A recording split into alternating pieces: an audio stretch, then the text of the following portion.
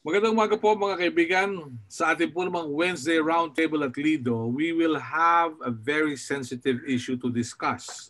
Sinasabi po na may kasaysayang nagdudulot o bibigay ng kaukulang impormasyon. Magandang umaga po mga kaibigan.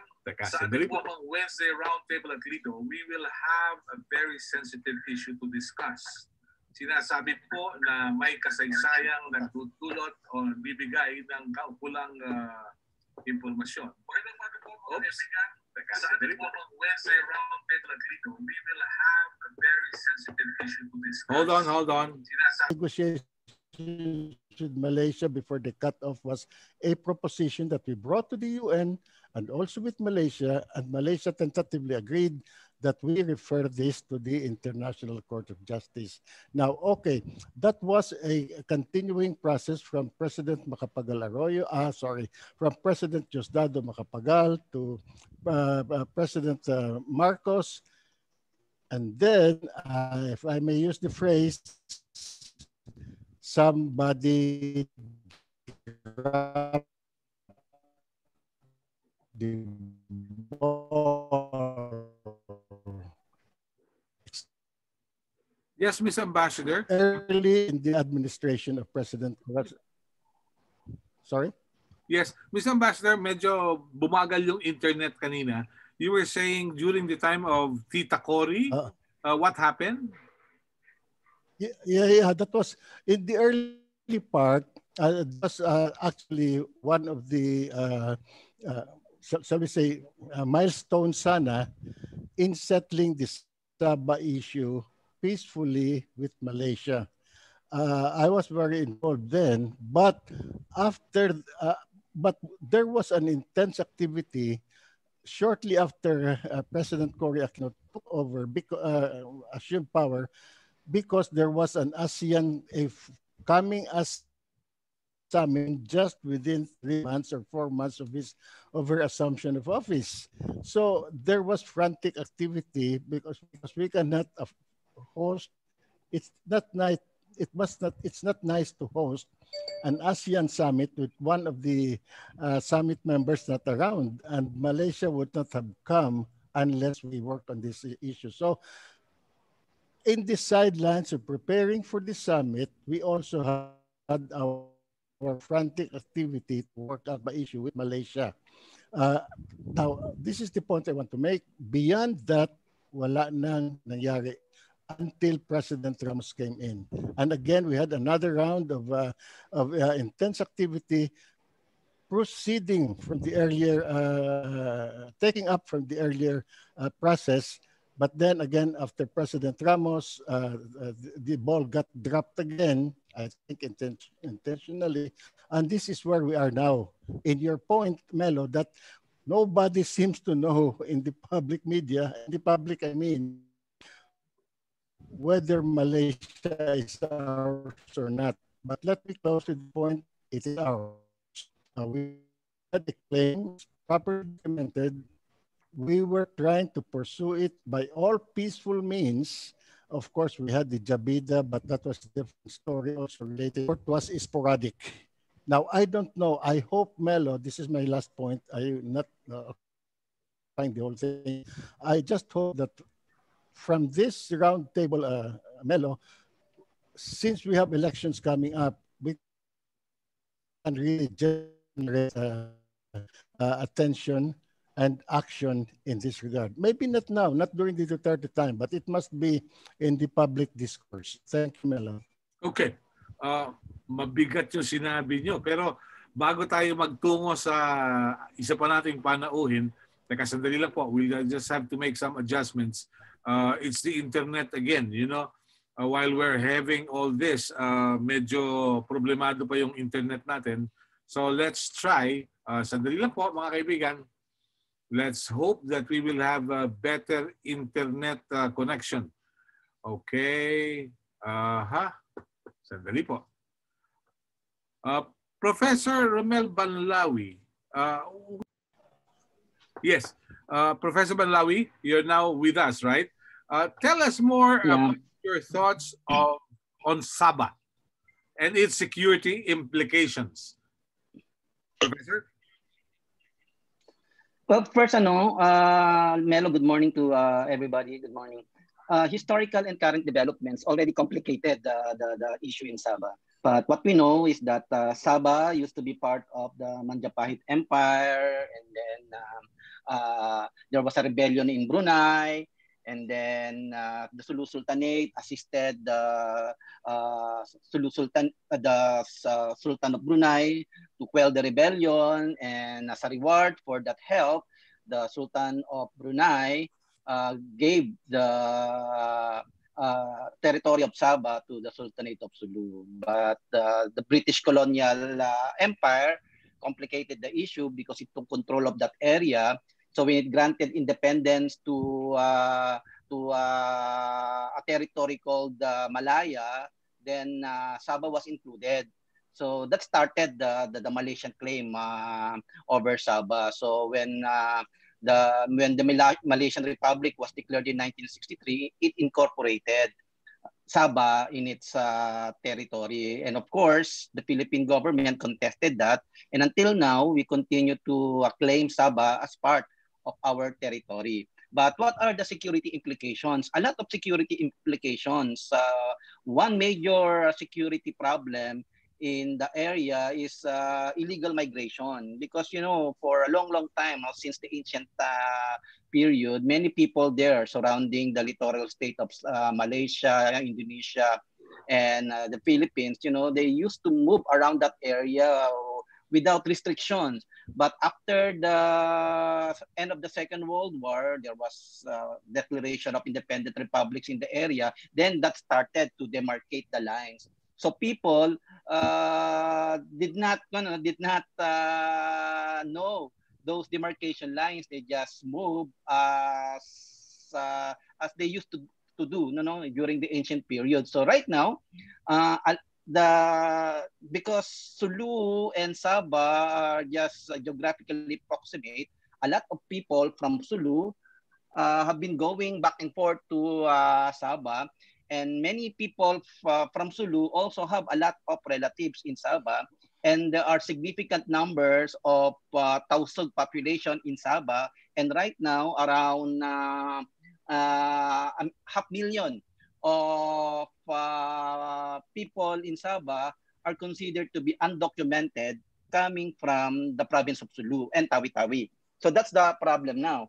And so these people, talking about undocumented, are people of non-existence. They are neither Malaysian citizen or Philippine citizen, but we know that they are Tausug. So illegal immigration is causing a lot of security problems, because, if you're undocumented, you suffer poverty, and if you suffer poverty, you will be enticed to get involved in a lot of criminal activities. So, dyan napapang kidnap or ransom activities of the Abu Sayyaf group, and smuggling activities of criminal organizations there, and also smuggling of goods. So those are security threats. But the number one security concern right now of both the Philippines and Malaysia in that area is the activity of foreign terrorist fighters associated with the Islamic State. And we know that Sabah became the transit point of foreign terrorist fighters going to southern Philippines in order to strengthen what they call the East Asia Wilaya of the Islamic State. So that's the primary security threat there. But based on the study made by United Nations Office on Drugs and Crime, they also identified a lot of security problems in the area, and these security problems are in fact related with maritime crimes in the area. Like, for example, the area has become haven for maritime piracy and armed robbery at sea. And that is why Malaysia, Philippines, and Indonesia have decided to undergo the coordinated patrol in the area through their trilateral cooperation in order to ensure safety and security of that maritime domain. And aside from that, we have seen a lot of crime happening there, like not only terrorism at sea, but also illicit trafficking of drugs, firearms trafficking, and of course human smuggling, and now recently being recognized by international community is fisheries crime and also smuggling of endangered Species. living things and marine resources in those Uh-huh. areas. So a lot of traditional and non-traditional security problems are in fact happening right now in Sabah. And that is why there's now what we call the rejuvenation of the effort to intensify the implementation of BIM IAGA, the Brunei, Indonesia, Malaysia, Philippines, East Asian Growth Area, in order to pay attention to these areas, in order to address that. And this is another development, Amelo. China has become interested to also take actions on the situation in the area, particularly in the Sulusi and Celebesi. And they're interested to take part in the BIM IAGA efforts. Okay. I'd like to pose this question to the good ambassador and to Romel. You know, I was in China some years ago, and we met with the descendants of the Sultan of Sulu. And they said the Chinese have treated them quite well. In fact, they're allowed to practice their religion. Now, if China would still maintain that kind of relationship with the Sultanate of Sulu, what implications do you see? Mr. Ambassador, you're familiar with this, please. Well, for me, it's not a matter of implication, Melo. The relationship has been established since the time of the Sultan of Sulu then. And what is the story there? The Sultan of Sulu went to China to pay tribute. Okay. So at that point in time, that implies there was already a relationship between China and the Sultanate of Sulu. But why are they there? As you know, the Sultan of Sulu died en route coming back to Sulu. Mhm. And the Chinese, China way back then gave the Sultan of Sulu all the honors of a burial place and brought the some relatives if they wanted to. That's why there are some relatives of the Sultan of Sulu living there right now. Now, so what does that indicate? At that time, there was no geopolitical issues between the Sulu and the China. It was just really trading. That's why, as I said, I use the word tribute because that is what is in the history books, that the Sultan of Sulu went to Beijing to pay tribute.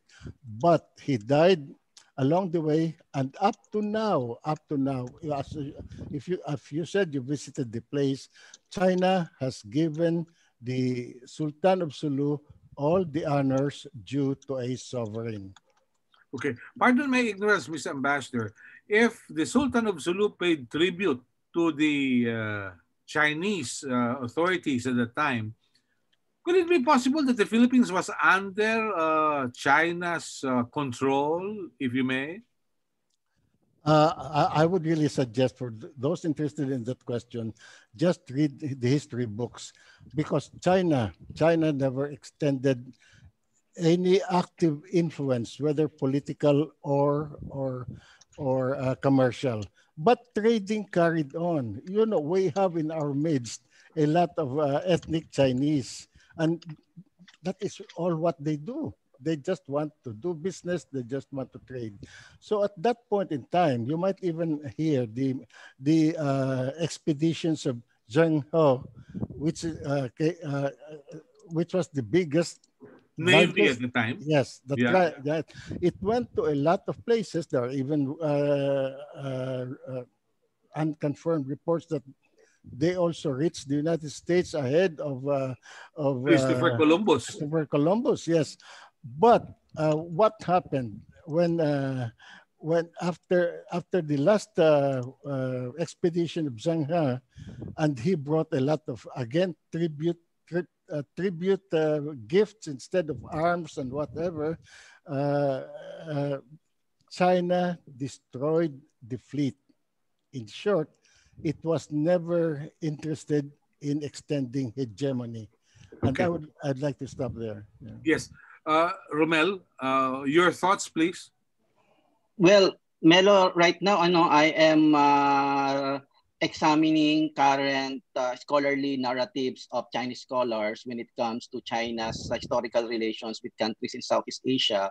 And there are a lot of new stories being shared by Chinese scholars right now, right? For example, when it comes to China's relationship with Brunei, they claim that in the ancient times, Brunei pledged allegiance to the Ming Dynasty, and therefore the Brunei became part of the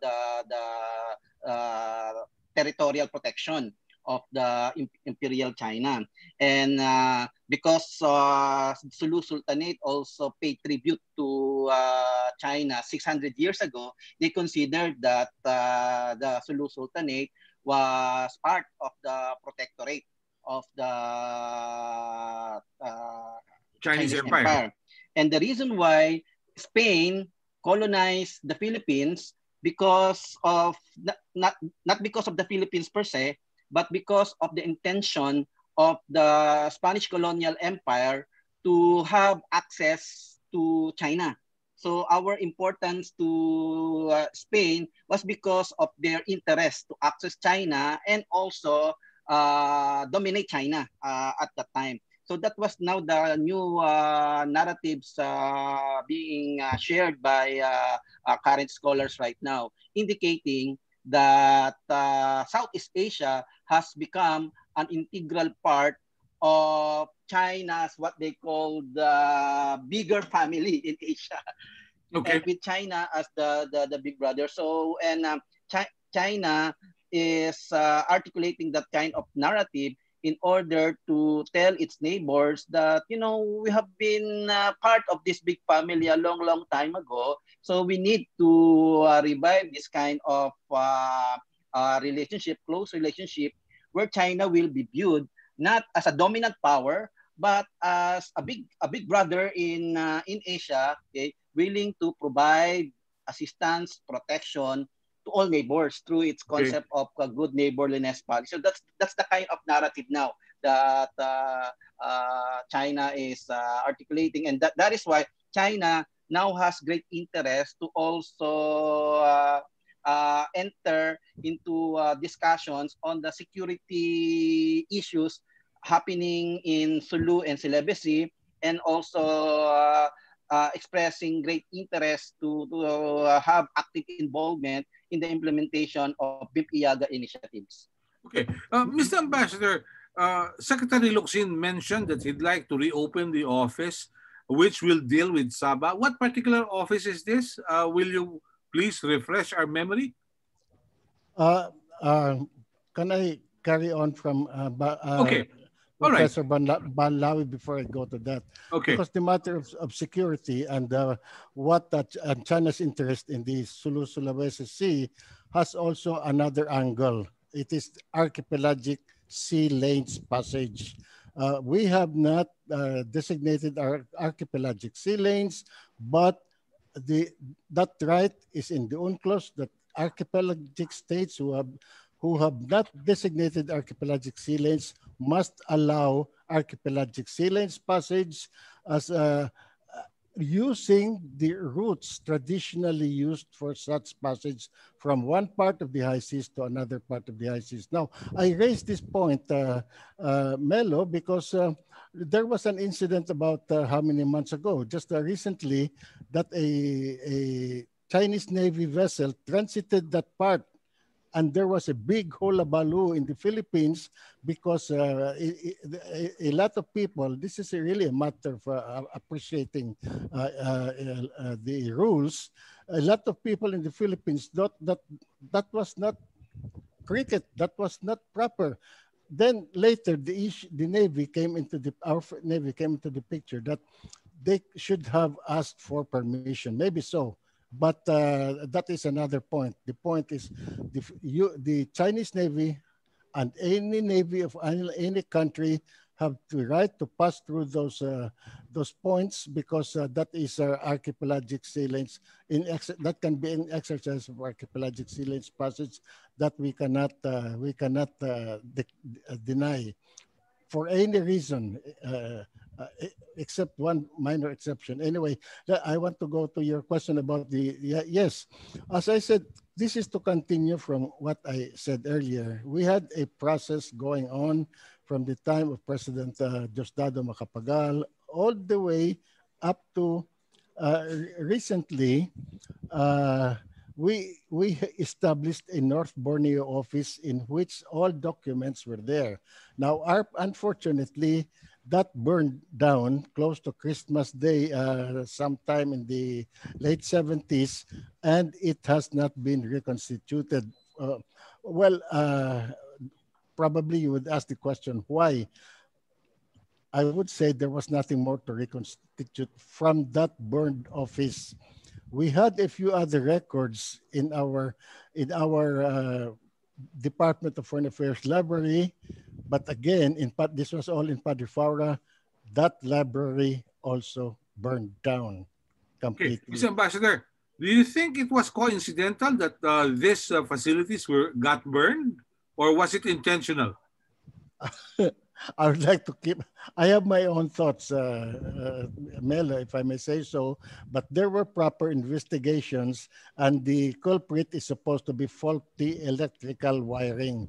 Well, it can be a convenient excuse simply because those were all buildings there. Then that is the present Supreme Court building now. Yeah. Yes. So I won't answer that question directly. All right. It's as if we usually hear this, the butler did it. Anyway, Professor Banlawi, you're still there. Just your thoughts, no? There are international law issues, no?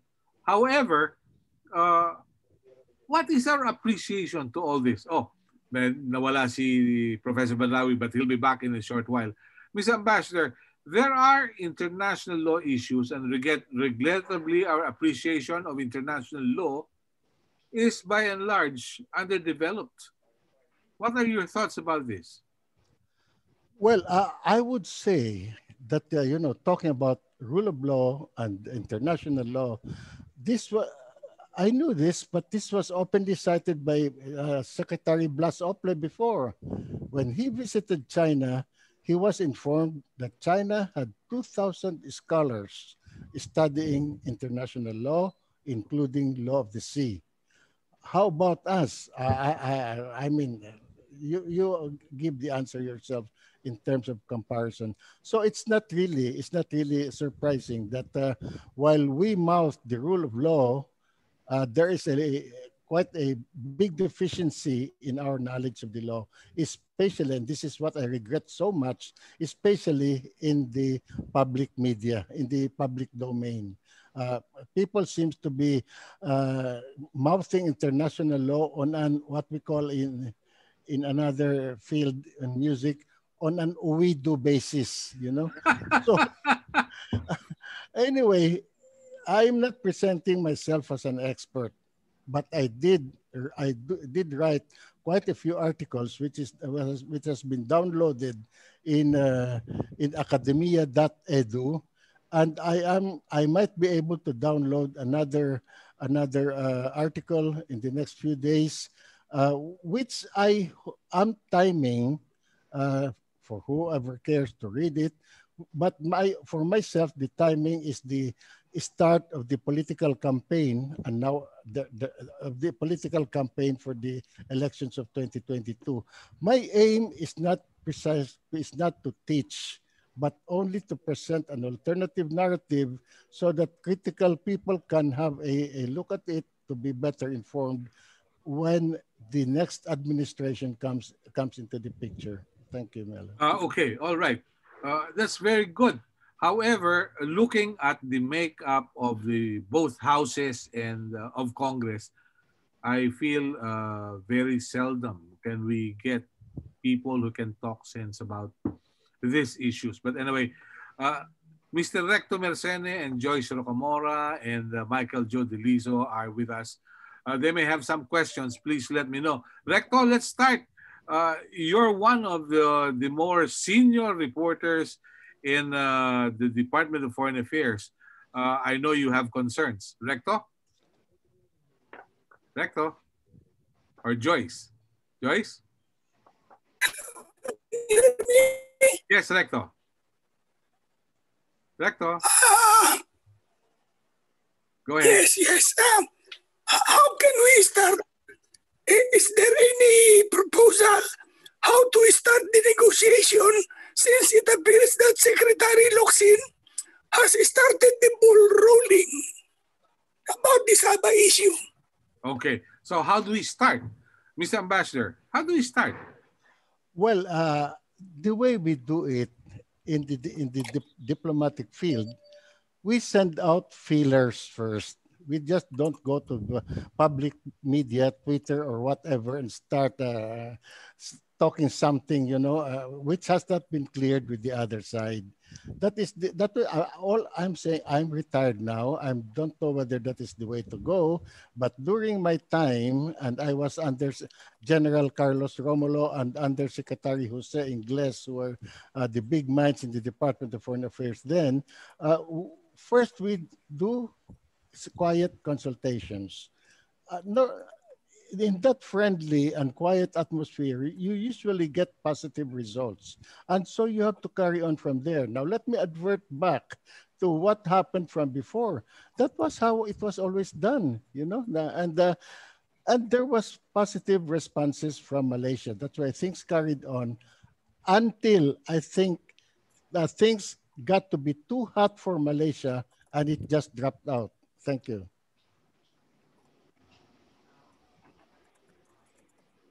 Do you think that's the way to go? Yes, you have a follow-up. Yes, please go ahead. Recto?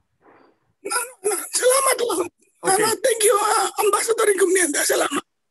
Okay. Mr. Ambassador, yung bang sistema na mag-Twitter ka na walang feelers muna sa kabilang partido, do you think that's undiplomatic? Undiplomatic can be a reflection of character, but the thing is, it cannot produce results. It cannot produce results. So I don't really think that is a very productive or constructive direction. Yeah.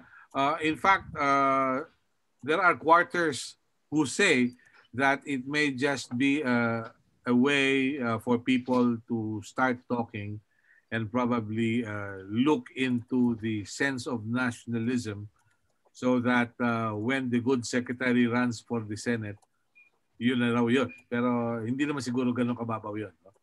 Yes, Ambassador? My question to you, Melo, is you saying like that, do you want to be taken out of YouTube too? Just a joke. Some people are just saying na baka ganon. Okay. Pero anyway, okay. Yeah. Well, you connected something to the politics. I'm not in that direction, but I was always objecting, even not by the use of Twitter, because that is not how you conduct diplomacy. For example, what Secretary Locsin is doing, but the bigger example is what President Trump is doing, had been doing, It's never constructive because, number one, as Secretary of Foreign Affairs, you do not mouth things offhand. You have to consult your people in the field or in the or in the Department of Foreign Affairs. You have to consult them first before saying something. That's why in the traditional way, I have to refer to the traditional way because I've long retired, and that is how we did it before. But it was very polite and very considerate, and for me, it always produced results. Things in the initial phase, at least, using the Sabah issue, it was done quietly. We had a policy direction. We had a program of action, and I think that is why Malaysia had to drop out. It cannot sustain its own side. But that, I must say, it was done very effectively about managing and presenting our claim to Sabah, except that now I may be taken out of YouTube, but this is what I referred to. Twice in that long string of activities, the ball was dropped. And this time, I will say intentionally. So you would say, Ms. Ambassador, it was more of a mea culpa or mea maxima culpa? Mea maxima culpa. All right. Wow, medyo mabigat yun. We're joined by engineer... Question. Yeah. Question. Okay. Recto, go ahead. Melo, may I ask a follow-up? In the process of renewing our claim to Sabah, is it not imperative that the Philippines should unite as one instead of knowing that there are people in government who actually intentionally drop the ball to our claim? Intentionally drop the ball. Dapat magkaisa muna tayo. Okay. Well taken, Yeah. Recto. Hindi ba dapat may unify po? Okay. Yes, Ms. Ambassador, before I introduce another panelist. Yes. Recto mentioned the word renew. I don't think we need to renew anything because we never suspended anything, except that we have to continue from where we left off before. That is my point. And the unity that Recto has mentioned, I think it will necessarily be there if the people were properly informed, if there is transparency. Then we can consult with the Malaysians whether we can take off from where we left off and see the reactions, and not through Twitter. Thank you. Okay. All right. May tanong si Joyce Rocamora, follow up din sa tanong ni Recto. Aside from quiet discussions with Malaysia, what else can we do to uphold our claim sa Sabah multilaterally, Mr. Ambassador? Well, what I mentioned about negotiations with Malaysia, that is part of a process. Now, if we can go back in history, and this is all documented in many proper speeches in the United Nations, we talk to Malaysia, and this is open in the United Nations, that our preference is to submit the case to the International Court of Justice. Now, in fact, even with that proposition, we were already very transparent in the UN and in our own action plan and action program. We were very transparent in regard to the documents we are ready to submit to the International Court of Justice. And why the International Court of Justice? Even that had a, shall we say, legal grounding. Number one, our issue is in Malaysia. Our claim with Malaysia is a legal issue. That is the position we took. And under, I think, I'm not sure about this, I think it's Article 43 of the UN Charter, legal issues must be referred to the ICJ, being the designated principal judicial agency of the United Nations. That was in the open all the time up to the time of President Marcos. But beginning from President Justado Macapagal. Thank you. Okay. We're joined by Engineer Abet Ijirani. Siya po yung Secretary General ng Sultanate of Sulu. Welcome to the discussions, Engineer Abet, and nice to see you again. Welcome to the discussions, and we're happy to have you with us. Yes, please. Teka, sandali po. Naka-mute pa yata kayo. Paki-unmute lang. Let's try it. Yeah. Yes. Okay, good. Thank you very much, Melo, for having me and in the presence now of His Excellency the Ambassador. This is a good discussion because we would be enlightening the Filipino people not only about the legal rights our legal rights, but including our historic rights. Okay. Now, I came across with the hearing of the statement of the ambassador that our country, our government is ready in terms of providing any agencies about the historical and legal documents annexed to the Sabah issue. And the Sultanate of Sulu, under the leadership of Sultan Pugdalon Kiram II, would be ready to provide any assistance in terms of documents to the Philippine government should it decide to pursue the Sabah claim either in the United Nations or in the International Court of Justice. Okay, let me ask you, how is the Sultanate of Sulu? Because it's been reported that the Sultanate is in a way parang hindi nagkakaunawaan, may fragmentation. So how do you plan to pursue the claim, Engineer? Well, you know, Melo, it's the idea is a misnomer, considering that Malaysia has the document inherited from Great Britain, not only about how it acquired title of sovereignty, but including the 1939 Macassa's judgment, whereby under the decision of Chief Justice McCaskey of the British Court, it mentioned about the 9 principal heirs. So in the issue of Sabah, there are 2 issues involved. One is sovereignty and the other is proprietary. And this was a mutual agreement entered into between the government of the Philippines and the Sultan of Sulu before filing the case in the United Nations in that year. And so I think Malaysia is just escaping from the truth.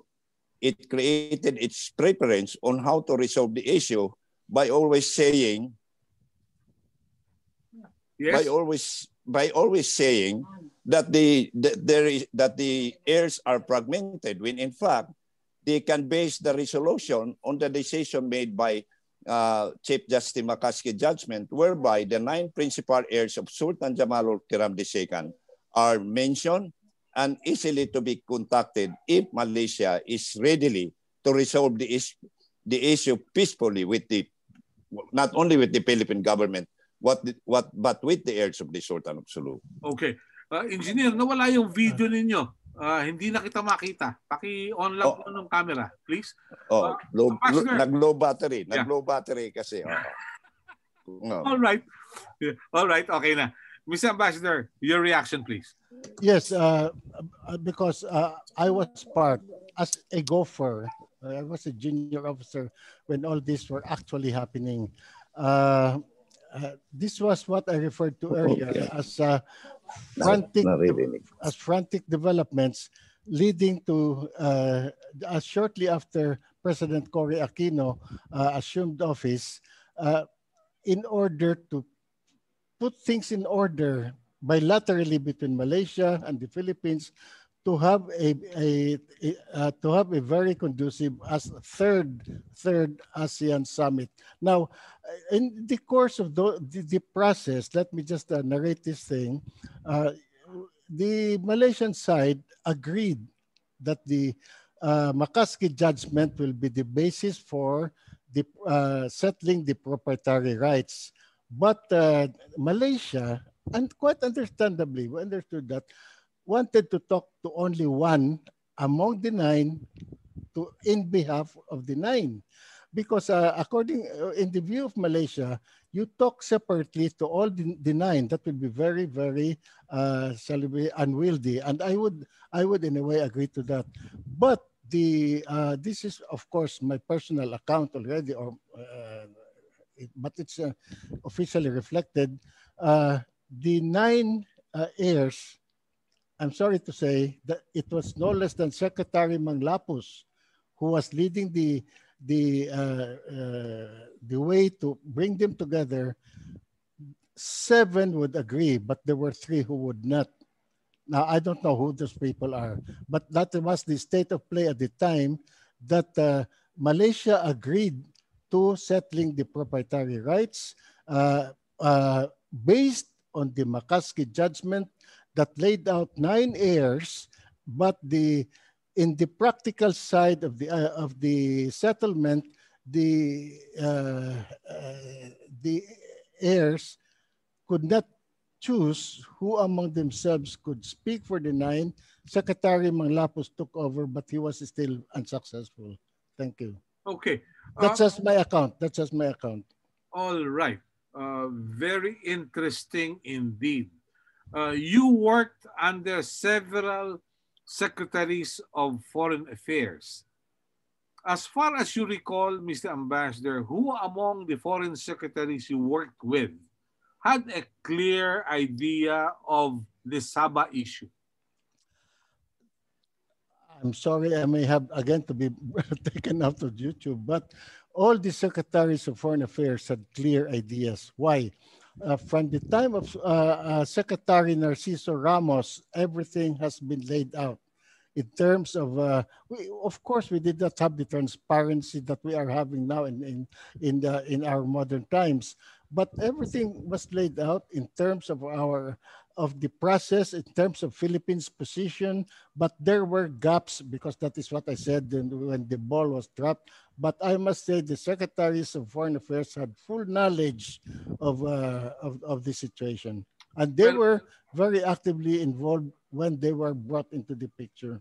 Have you ever entertained thoughts, Mr. Ambassador, that some people who may have been in a position to drop the ball made money along the way?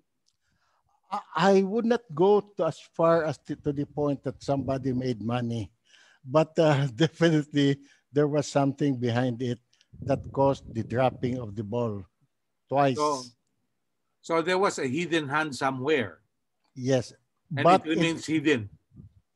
Yes. Yes. But that's fine with me if there is a foreign hand. What I cannot take is the supposed nationalistic side of the participants there, patriotic and nationalistic.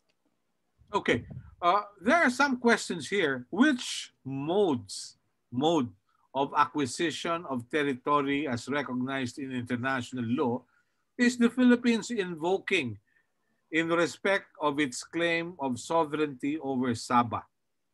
Mr. Ambassador, and probably the good engineer. Yes. For me, there's really no question about it. We don't have to reread history. Everything is clear, as the engineer pointed out. Everything is clear. All the documents are there, except that, well, the engineer's documents are intact, but ours in the DFA, as I said, have been burned twice.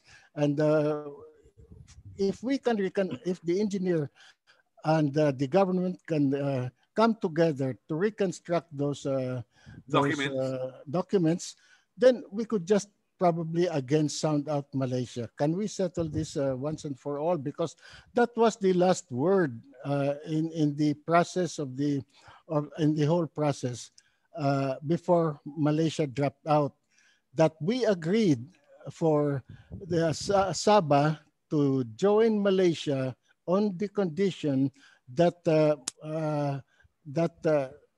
we may have to pursue it depending upon the results of what was anticipated as a route to the International Court of Justice. The point is, I don't know whether I explained it clearly, but in the process was we go to the International Court of Justice, and if the International Court of Justice said, President Marcos said this very clearly, if the International Court of Justice says it's not yours, then that's the end of it for us. But even if the Federation of Malaysia includes Sabah at that point in time, we will not object except that our claim persists in that sense. Okay. Another question is commencing a case or arbitration a recommended course of action to resolve this territorial dispute? What obstacles does the Philippines expect? Okay. That's a good question because it might highlight another area of conflict for us, the South China Sea. But the question is that the best recourse? No, no. Let me be very clear. Resort to the International Court of Justice or so-called third-party settlement is a peaceful mode of settling disputes. But if you look at the UN Charter, Chapter 7, there is a listing. It's not in specific order, but among the Pacific settlement of disputes, there is a selection you can choose. Negotiations, which is always first, negotiations. So for whatever we do now, we have to start negotiating, even if there was a process already that happened. Either negotiations, inquiry, mediation, conciliation, and recourse to third-party settlement.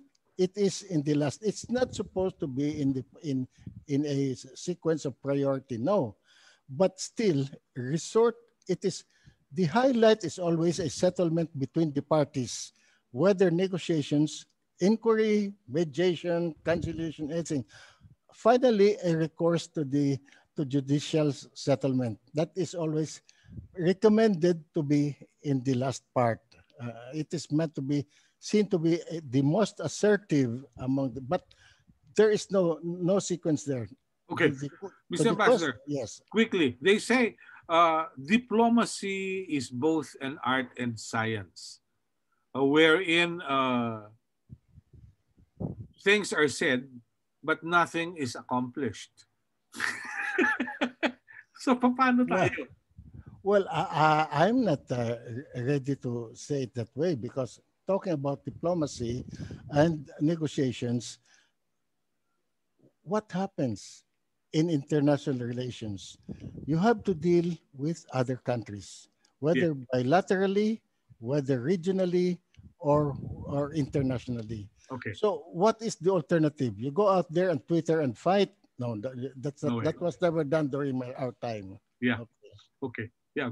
Thank you for the encouraging statement.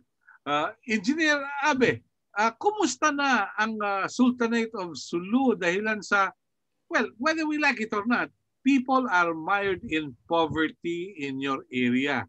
And there are economic migrants in Sabah. Ano ba ang status ngayon?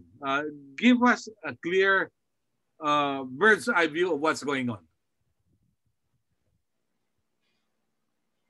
Teka, naka-mute pa po kayo. Okay. Hello. Yes. Now, the economic aspiration of people in Sulu, whether it would be positive or in the negative atmosphere, is always reflected of the economic crisis brought about by the 5 decades old imminent GRP conflict.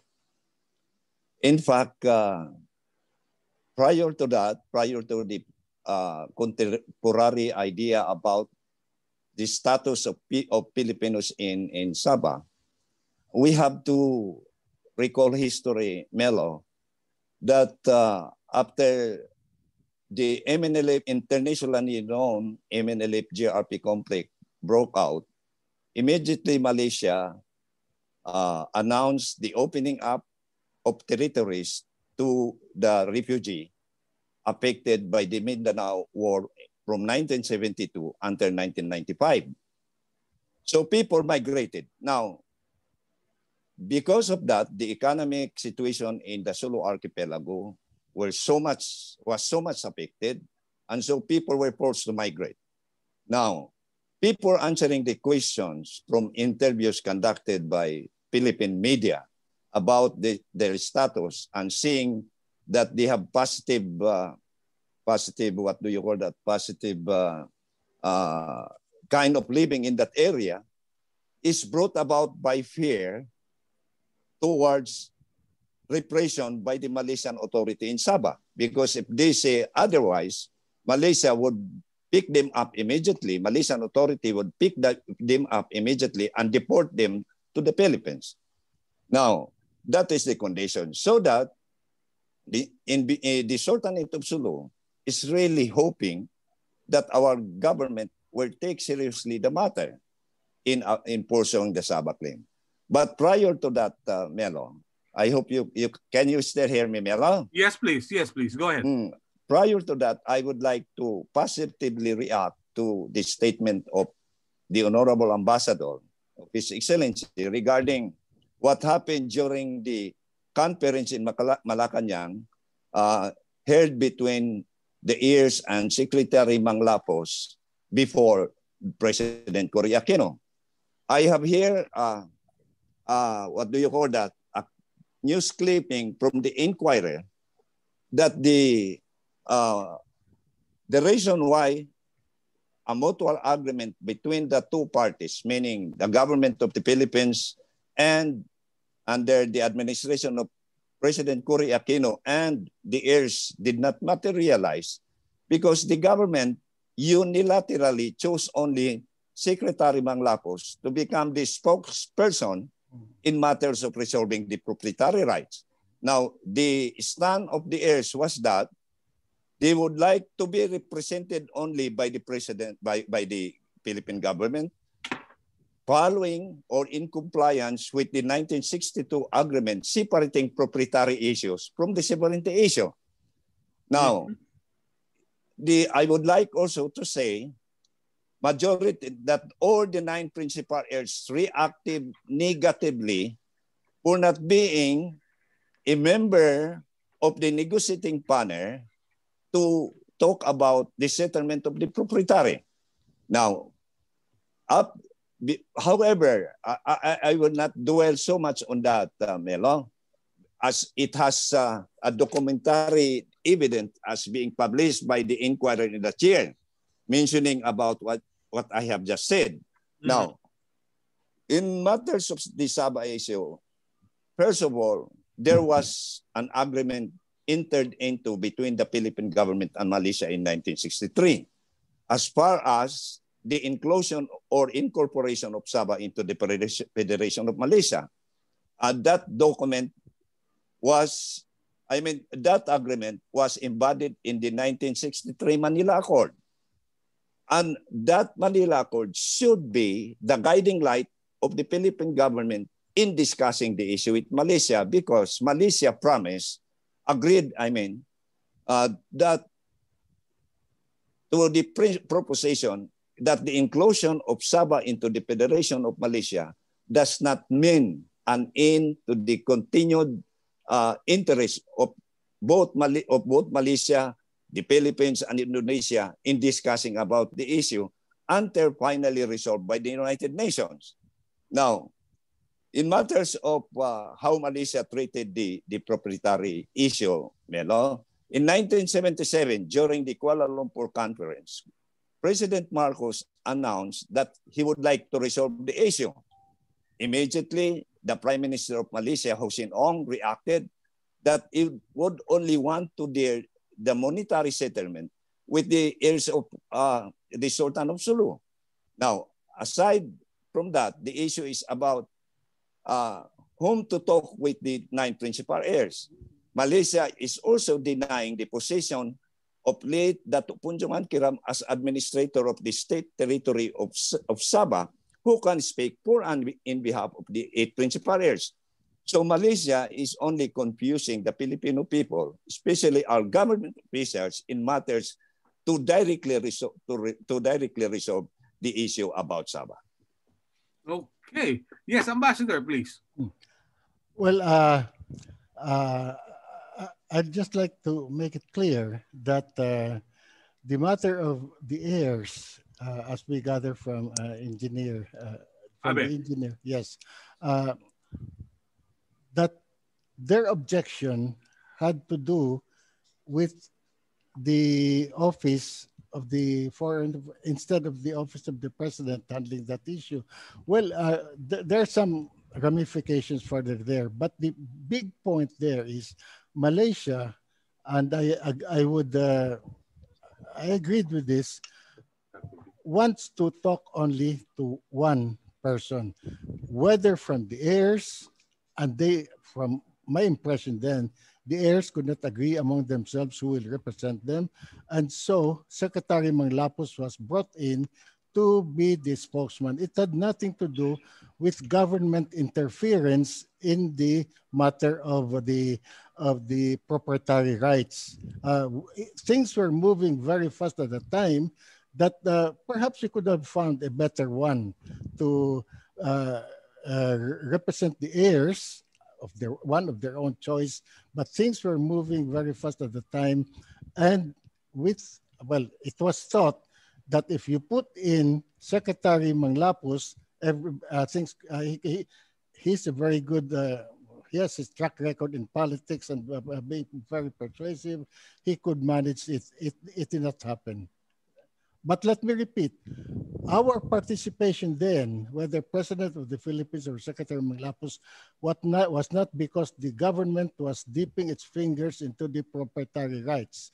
It only wanted to be helpful to precisely resolve the issue of the proprietary rights, thinking that of course, the stature of these government officials could help. Thank you. All right. We're joined by Dr. Romel Banlawi. He's back, and I'm happy he's back. There are certain concerns from the Sultanate of Sulu. Did I get it right that there are issues which the good Dr. Banlawi may have failed to see? Ano nga yun, Abe? The conflict in Mindanao in the position of the Sultanate of Sulu is brought about by the Jabeda massacre, whereby it gave opportunity to the Malaysian government to intervene in the affairs of the Sultan, in the affairs of the Philippine government. And so from that massacre, however perceived by others as hoax, generated the chance for Malaysia to discuss matters more importantly to them than to the Muslim Filipinos of joining an advocacy in the pretext using Sabah in order that the Muslim Filipinos in the Philippines would join in hand with Malaysia in disturbing the governmental affairs of our country. And so, in order to continue the Malaysian involvement, is that secretly the question could arise: why are they allowing their nationals not being immediately checked in their country to create and sabotage the peaceful and tranquility of our country? These are the questions that I believe our National Security Council has to brought up before the National Security Council of Malaysia. Okay. Romel, would you care to react to that and welcome back? Welcome home? Sorry, Professor, good dalawang morning. radyo ang It's all right. Usap sa atin sa nangyayari sa West Philippine Sea. So, unang-una, dapat nating maunawaan na Melo na may posisyon yung Malaysian government tungkol sa Sabah at kino-consider ng Malaysia na Sabah will always be part of Malaysia. At tayo naman, sinasabi natin na Sabah is not Malaysia and it has been part of the Philippines. Pero dapat din natin makita yung isa pang anggulo, Melo, na mismo sa loob ng Sabah ay may movement kung saan gusto nilang magkaroon ng sovereign Sabah, meaning a sovereign state, a separate sovereign state. Kumbaga may ganyang movement diyan sa area na yan. So sila yung mga mamamayan doon na nag-advocate na gusto rin din nila na maging independent state sila na not part of Malaysia and not part of the Philippines. So may ganyang existing narrative. Pero kung tayo ang mapag-usapan, of course, gusto natin na yung position natin yung mangibabaw sa area na yan.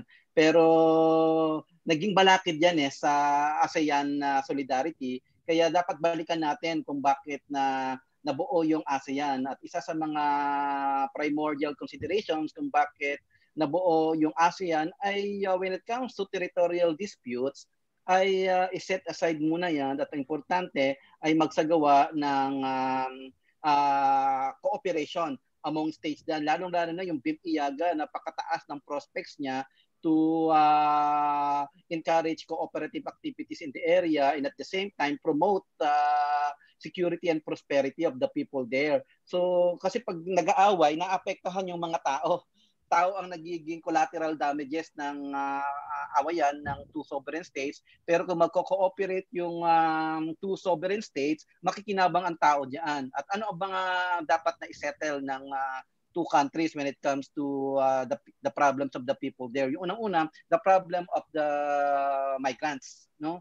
So yung mga undocumented migrants na sa suspect ng Malaysian government ay nanggagaling sa Sulu and Tawi-Tawi ay dapat ma-address na maproteksyonan siya hindi lamang ng Philippine government pati rin ng Malaysian government na magkaroon ng protection of the undocumented people in Sabah kasi sila yung naapektuhan diyan. And at the same time, when it comes to a lot of security threats and criminal activities in the area, mas pag-usapan ng dalawang bansa sa halip na territorial disputes ay yung law enforcement cooperation para mapanatili yung tinatawag ni kaibigang Abe na tranquility in the area. So Malaysia should not be the source of conflict in the Philippines, and the Philippines should not be the source of conflict in Malaysia. The two countries should be sources of peaceful solutions so that the people from two nations can benefit from their cooperation. So yun dapat ang pino-focus natin.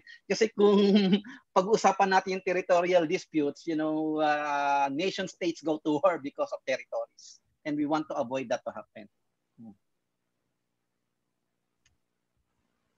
Let me ask you, Professor Banlawi, where would the Filipinos be? Where would the Sultanate of Sulu be should they move to come up with an independent Sabah state, free from Malaysian interference or whatever, and free from the Philippine pressure?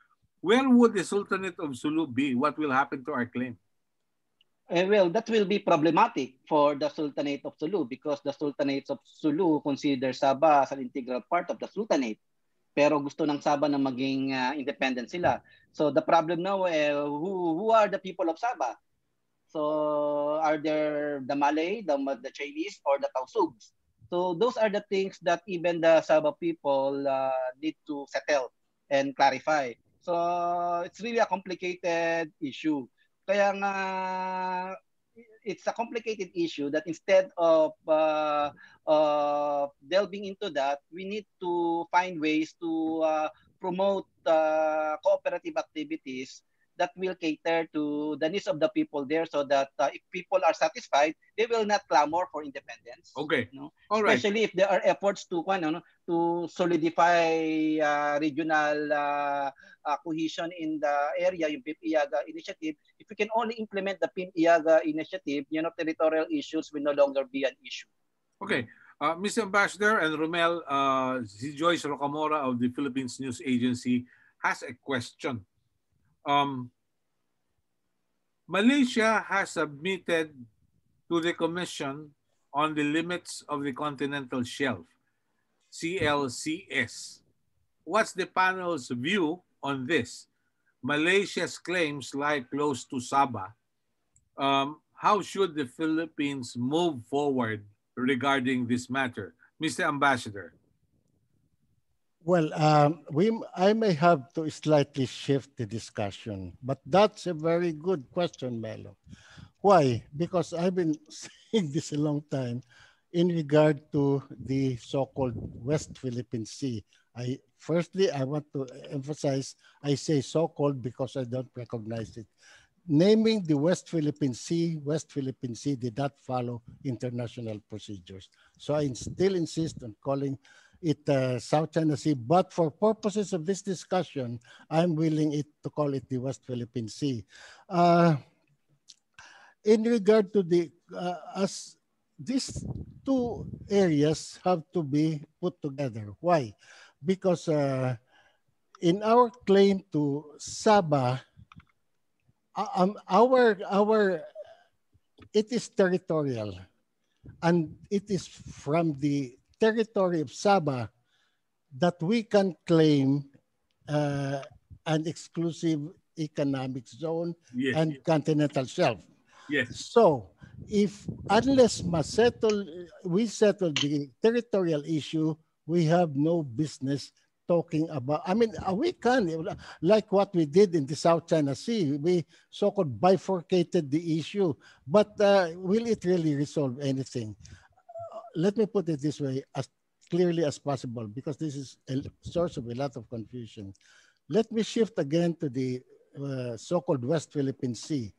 Our issue there, as we defined it in the Hague Permanent Court of Arbitration, is not territorial. It's only about sovereign rights. Fine. So the Hague PCA bifurcated, it was their term, the issue, they separated the sovereign rights from sovereignty. And that is why the Hague PCA has jurisdiction there. Fine, it could possibly be done there because shall we say, the territorial part of it is very insignificant to us in the islands in the Spratlys. But in the Malaysian case, we cannot talk about exclusive. We cannot separate the issue there of exclusive economic zone and continental shelf, because if we are successful in establishing our claim to Malaysia, that will automatically follow. If we get Sabah, Malaysia's claim to the exclusive economic zone and continental shelf will go with it. So there should be no conflict there. But I'm glad that I'd like to connect to the one who mentioned the question in another. She has a very sharp mind. Thank you. Of course. Romel, your thoughts? Melo, no? For me, it's a positive sign that Malaysia submitted partially, yung their claim to extended continental shelf. So that means that it will renew the legal discussions of the issue, and that for me that is better than exchanging fires in the South China Sea. At least now we will exchange legal positions. So for me it's a good position, and but of course ang issue diyan, Melo, is the credibility of international legal body to enforce the ruling of the International Court. Kasi nga, based on our experience sa 216 Tribunal Award, the China and Brunei continue to reject our victory, but all other claimants are recognizing our victory, but at the same time, the enforcement, it's still difficult. The enforcement is not legal but political. So we have to strengthen the capability of the international community to enforce decisions like this. But Malaysia submitted their legal position. Then we should, if we have other legal positions, and I think we also have to do that, because that's the main spirit of UNCLOS, that if we have some problems when it comes to maritime disputes, the court was created to settle those things rather than exchange military forces in the area. So it's good to exchange legal arguments. So whoever wins in the legal discussions, so the question now is who will enforce? Because based on our experience, we won the tribunal case, but the enforcement is difficult to achieve. So we need a reform of existing international institutions to strengthen the capability of international institutions to enforce international legal decisions like our tribunal victory. Engineer Abe, ano ang kalalagyan ng inyong claim kung magtatagumpay yung move na magkaroon ng sovereign state sa Sabah? Yes, please. If we only base the answer, Melo, dito sa political contemporary reality, siguro the position of the Sultanate doon were declined. However, if the inhabitants of Sabah will consider that, number one, that in 1704, North Borneo was ceded to the Sultan of Sulu by the Sultan of Brunei. Number two, that the British government recognized the proprietary issue of the Sultanate of Sulu, nandoon pa rin ang kakayahan ng Sultanate of Sulu. Now, number three, in addition to that, Melo, there are about in 1990, the census conducted in Sabah was that there were about 3.2 million inhabitants in Sabah. And around 40% of the populations are coming from the Philippines, meaning from Sulu, Basilan, Tawi-Tawi, and some other parts in Mindanao, as well as in Luzon. So, if the granting of separate independence to Sabah by the Philippines and the Malaysian, and it were pushed through plebiscite, siguro nandoon pa rin ang influence ng Sultanate of Sulu, because the people those that stayed in Sabah prior to the granting of independence in 1963 to Malaysia, as well as from 1972, after Malaysia opened up the territory of Sabah, siyempre, ang gusto nila, mayroon silang participation doon sa governmental affairs kung sakasakali masiparit itong independence. Now, the only way for them to attain that right is invoking the historical and legal rights of the Sultanate of Sulu. So doon makikita, the intervention of the Sultanate of Sulu cannot be erased because naturally, the inhabitants coming from Sulu, Basilan, Tawi-Tawi, will advocate for their participation and will voice out their rights as constituents of the Sultanate of Sulu. Okay. Medyo magandang bantayan yan sapagkat nung pumunta ako sa Sabah after the signing of the agreement between the government and the MILF, ang sabi ng mga nakausap ko ron, they would rather stay in Sabah rather than return to the Philippines sapagkat mas maganda ang kita. But anyway, that's another issue we will talk about later. Siguro, yes, Ambassador, you're about to say something. Please go ahead.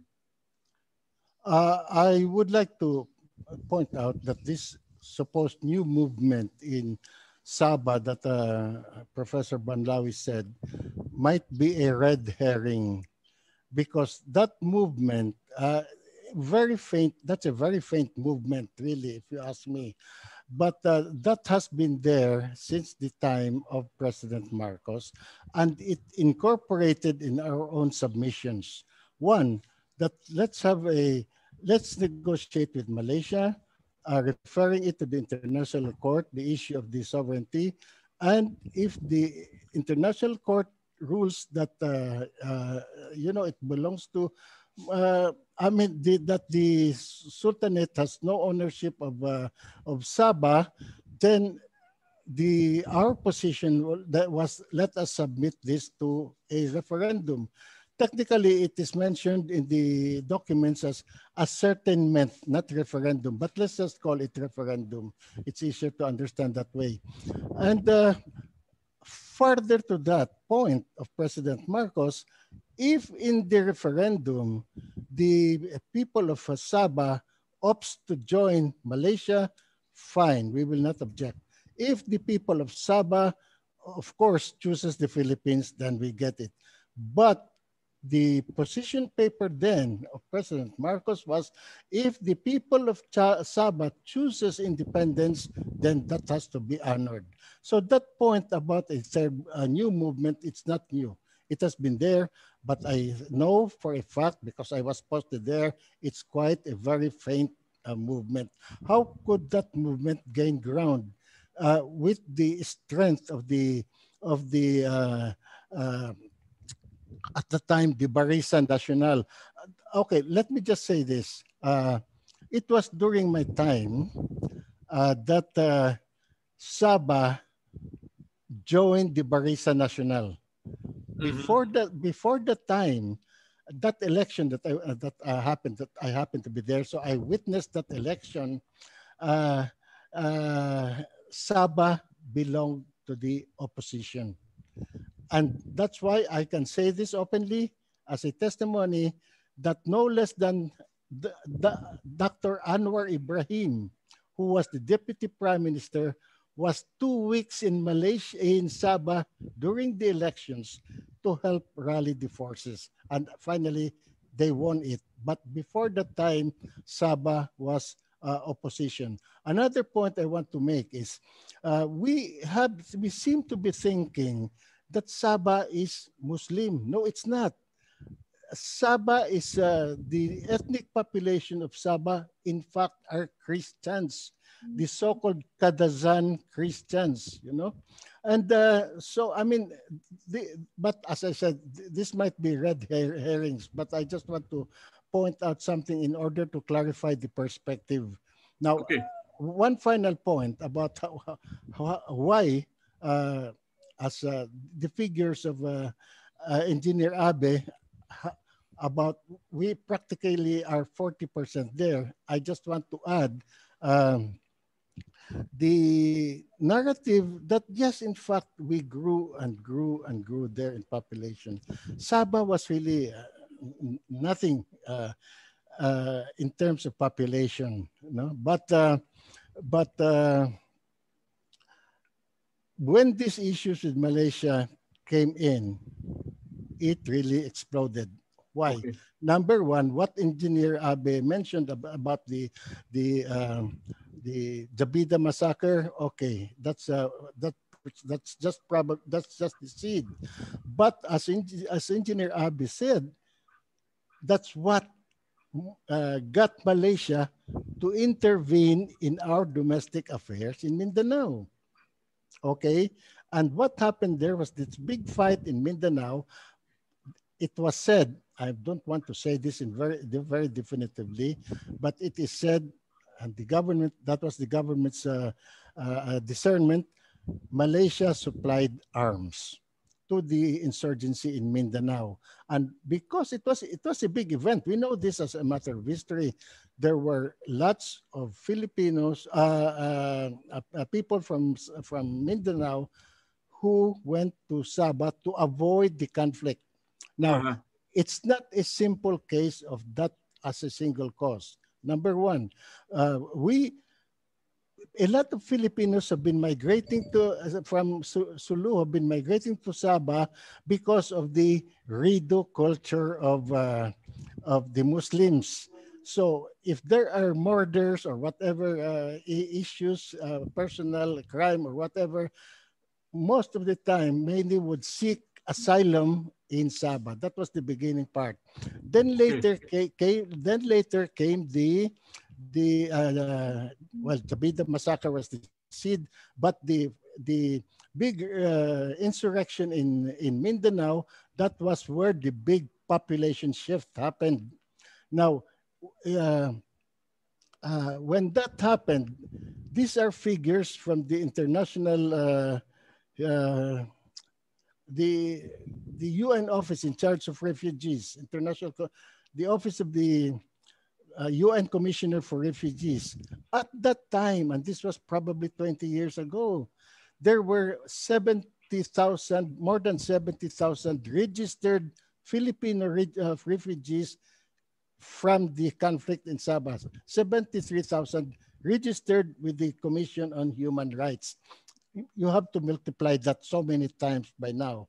But beyond that, the migrations for all sorts of reasons, economic, Rido, or what, continued, and that added to the population of the Filipinos in Sabah. They are, and the only documented Filipinos there were the ones that were documented by the UN Commissioner of Human Rights of 73,000. I don't know whether they have continued to be documenting the progenies of those people, but the rest are undocumented. Now, let me put it this way. oh, maybe this is a story that cannot be told. But we did. Sige nga, sige nga. Maaalis tayo sa YouTube. But let me just say that what I said earlier, that that election, particular election, when the opposition lost in Sabah and won by the Barisan, led by Anwar Ibrahim, the Filipinos played a very big part. I will stop on that point. But one more thing about the big. I of course I hope Engineer Abe would look into this in order to connect the narrative. The big person in Sabah before was Tun Mustafa, and Tun Mustafa had roots in Sulu. Anyway, when I assumed my post in Malaysia, I naturally visited Tun Mustafa, and I was hoping to start a narrative with him in order to establish our own positions, and just get information. Yes.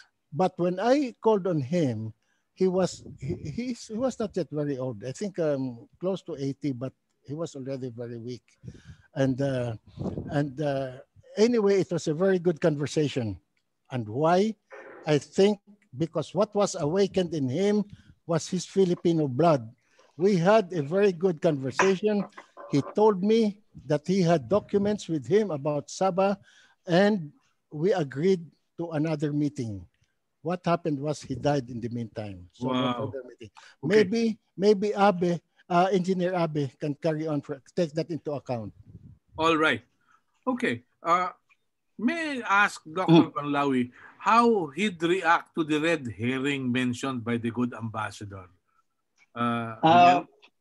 Thank you, Melo. No, I fully respect Ambassador Encomienda because I really rely on his intellectual and experiential knowledge of the issue.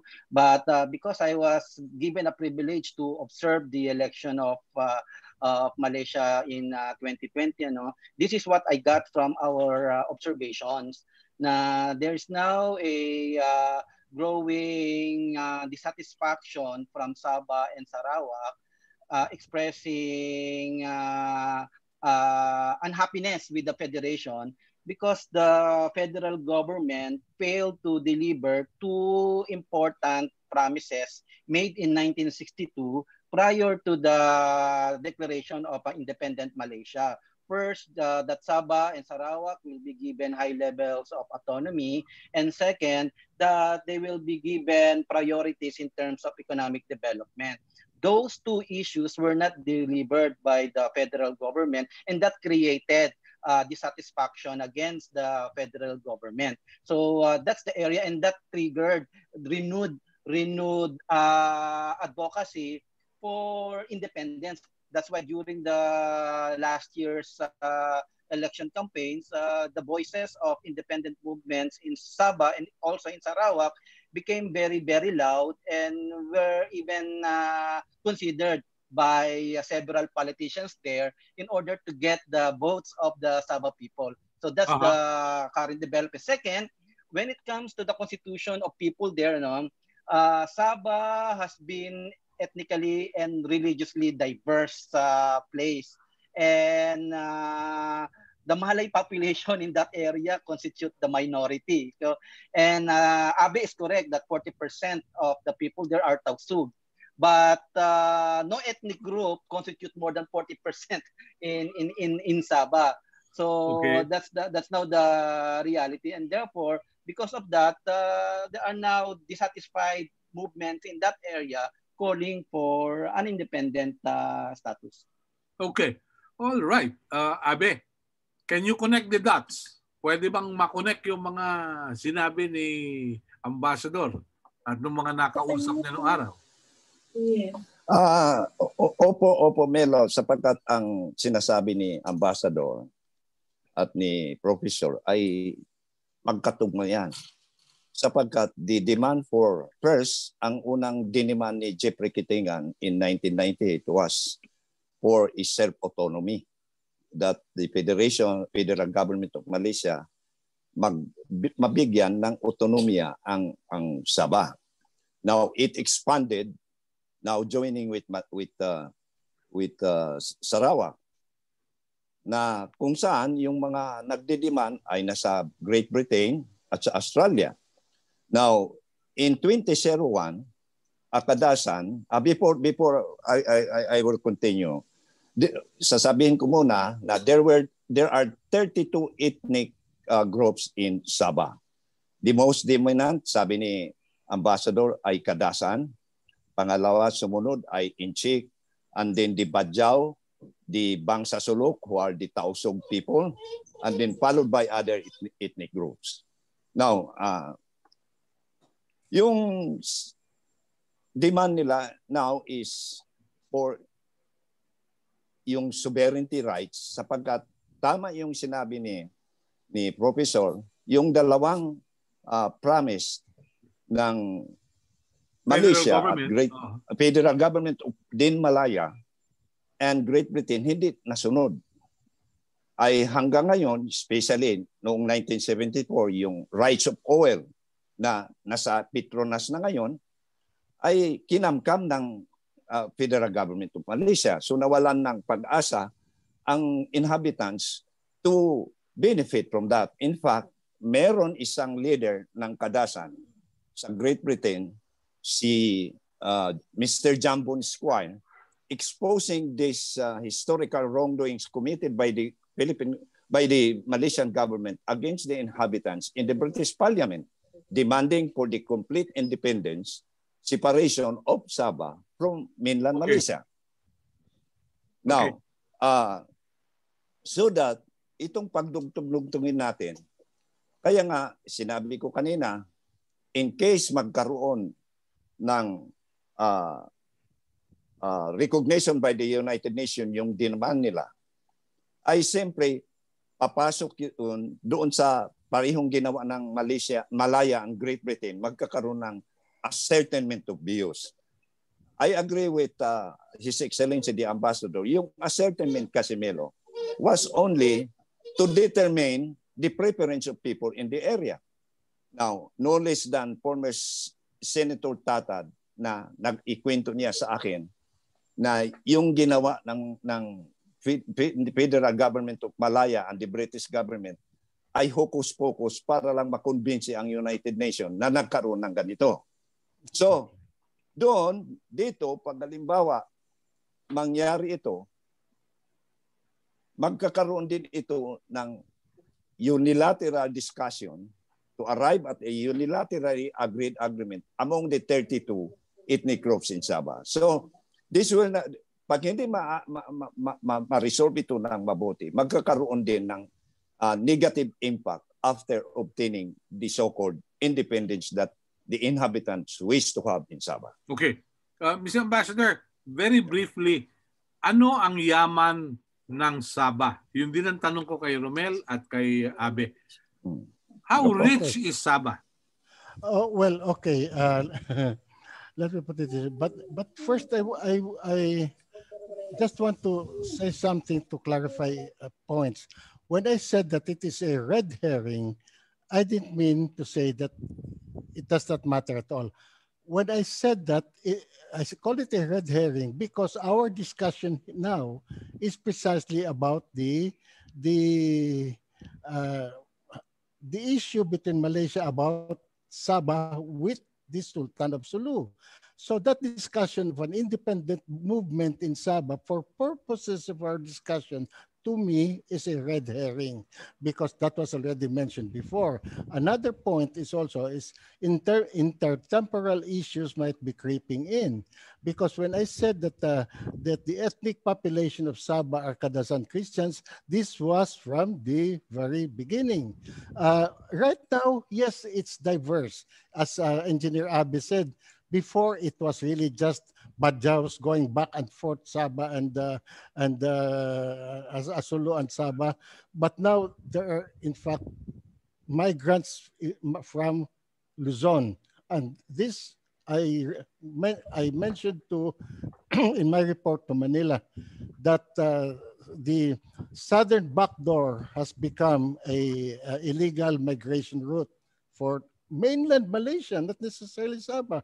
They use this, so, but people remain. So in terms of ethnic diversity, now, of course, there's a lot more. There are even Indonesians there, for heaven's sake. And so I just want to clarify that point when I mentioned it. Now, the thing is, another thing is the so-called ascertainment. Yes, it was in the documents, it was ascertainment, but I began using the word self-determination because in the UN report, that is not accurate, but in the UN report, which is more widely read than our own internal documents, the UN called it self-determination. Fine, let's take that route. It was self-determination, but there was a very big flaw there that we knew from the legal office in the DFA, and we made issue out of that, but nothing happened. When the UN observers went to Sabah, our own observers, led by Ambassador Bisnar, who is from Sulu, I think, were not allowed to observe until 3 days after it was finished. Really? On that basis alone, you can impugn the validity of that so-called self-determination. But anyway, that we can just take that into account for purposes of having our mind clear in moving forward. Okay. Especially reconnecting. Now, again, this might be, I don't want to let this go because this might be part of my, and I have to let it go now. The matter of BIMP Iaga, yes, that was precisely part of our issue in managing the issues, you know. That was, I mentioned the name of President Ramos so many times because it was at this time that a lot of activity happened and I happened to be his ambassador to Malaysia. BIMP Iaga was precisely agreed upon directly by Prime Minister Mahathir and President Ramos during the state visit of President Ramos, at the official visit at the time. Well, I have to say this because it was very dramatic. In a way, when President Ramos arrived in the afternoon of that day, let's be quite picky about the dates, he called me to his suite. Okay, just, upon arrival, we had official dinner. Then after official dinner, we went to our respective suites. The aides called me up at 10 o'clock in the evening. Nakapajama na ako. And he said, President Ramos wants to see me. I had to rush to his suite. And this is something I admire with President Ramos. I must say this very clearly. He asks for the opinion of the people in the field. He has been fed with a lot of position papers, briefing papers, everything. But on that very eve of the meeting of Mahathir, he called for me 10 o'clock in the evening and he told me, sit down. Then he said, so what now? And I said, Mr. President, we know what the briefing papers contain, but I suggest very strongly, now this may not be able to happen again, but I said but it happened in that time. Mr. President, I think you have to go it would be best if you could go one-on-one first. President Ramos was silent. Then he just looked up to me and said, okay, I'll think about it overnight. That was less than a minute, 2 minutes, we were finished in that conversation. Mm-hmm. Early morning, 6 o'clock in the morning, I was awakened because the reputation of President Ramos is up by 3 o'clock. Yes. And I was summoned again by the aide. So I had to rush to President Ramos and he said, okay, I think let's go for one-on-one. And I'm sorry, I really just want to get this off because it's very important. In revealing how Malaysia can react depending upon the approach. Now, so that was 6 o'clock. We were already gathering for breakfast for the first event of the day. And I called my counterpart, of course. I said, Rastam, my president wants one-on-one. Oh my God, he exploded. He said, Alberto, how can you do this? We have been preparing everything. It's ready. How can you do this? I said, I'm just conveying to you what my president told me to convey to you. It's up to you what you do with that. So he turned around very flabbergasted. He said, I don't know how this can happen, but I'll convey it to my prime minister anyway. In less than 5 minutes, he called me up by phone. I mean, in less than 5 minutes, he was already running towards me, waving his right hand. He said, it's on, it's on. End of the story. And we went to breakfast. At the first event, President Ramos and Prime Minister Mathir went on a closed session by themselves, and it took more than an hour. That Secretary Romulo impatiently asked me, Dodong, what's happening? I said, I don't know. They just decided to talk. Anyway, when they finally came out, both were smiling. And what did they discuss? It was BIMP Iaga. Now, the problem with BIMP Iaga is, again, well, the first meetings happened during my watch. It was in Kuching. But then again, we dropped the ball. That's why BIMP Iaga, with all the enthusiasm of Professor Banlawi, has not taken off. Okay. Thank you.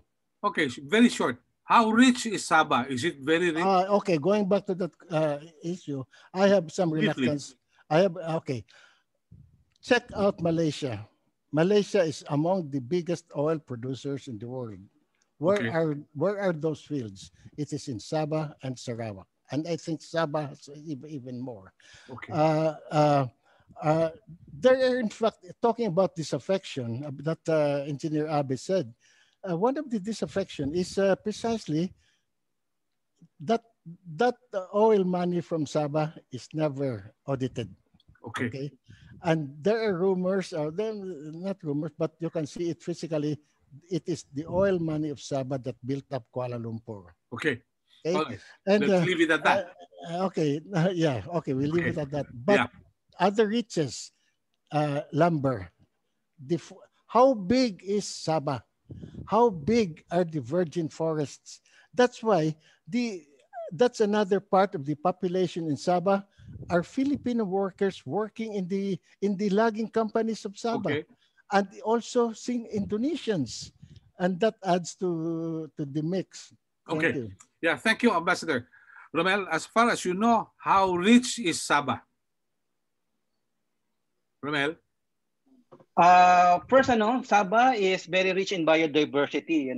Agriculture, as mentioned by Ambassador Encomienda, very rich in palm oil, rubber, and in terms of forestry, virgin forest, the rainforest there is very attractive, not only for different living things, but also for tourism purposes. And of course, yung petroleum industries in the area, particularly yung natural gas. So it's really producing a lot of resources that can fuel the overall economic development of Malaysia. So very rich talaga ang Sabah. And almost 30% of the total GDP of Malaysia depends on the economic activities happening in Sabah. And even the Sabah Economic Development and Investment Authority is intensifying its plans in order to convert Kota Kinabalu as Asia's most livable cities and a hub for global economic activity. So it's really huge. And not mentioned ito, this is the favorite also of Ambassador Encomienda. Sabah is also located in the what we call the Coral Triangle, where you can find a lot of corals in the area, very rich in marine resources. So it's just really awesome. Awesome. All right. Abe? Yes. How rich is Sabah? According to our source in 2016, ang GDP ng Sabah is 120 billion US dollars. Not considering pa yung mga smuggled out by smugglers in the area. Yun ay nakulikta lang ng Federation of Malaysia. Now, tama yung sinabi ni Ambassador, ni Professor, lahat ng mga natural resources ay nandoon, including what the tourists can behold, yung beauty ng Sabah. Okay. Kaya nga, in relation to that, I agree with the two good resource speakers na dapat pag-usapan ang territorial disputes, i-resolve sapagkat yung binanggit ni Professor sa turista, pwede mo i-link ang Sabah through Terter Island or from lahat na to Cebu to. Linking all this, ito na ang matawag na one Southeast Asian nation.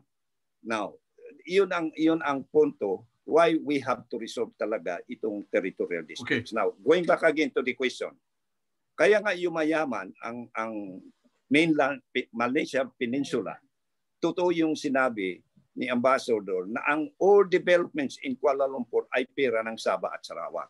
Kaya nga, according to Professor Banlawi, na kinakailangan na ng mga inhabitants to demand for a complete independence of Sabah from the Federation of Malaysia. Okay. The reason I asked the question is very simple.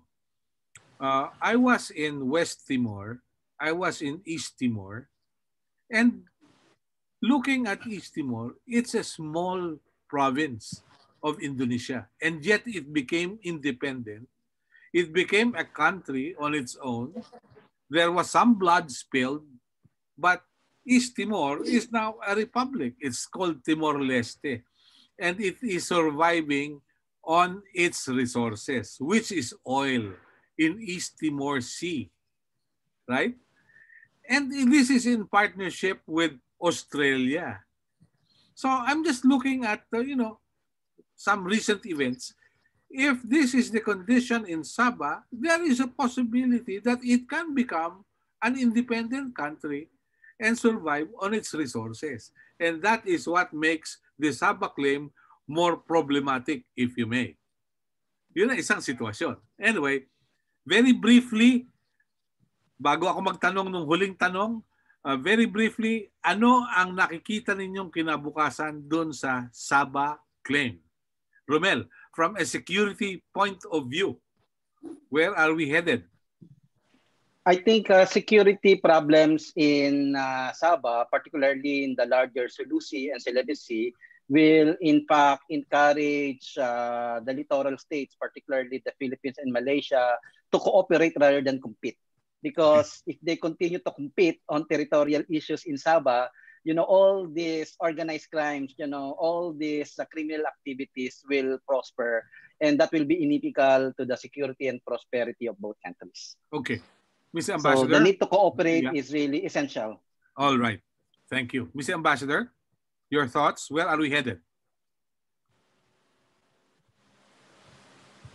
Paki-unmute lang po.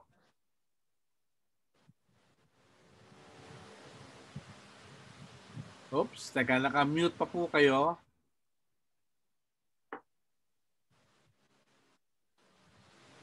Teka po, naka-mute pa po kayo. Sandali lang.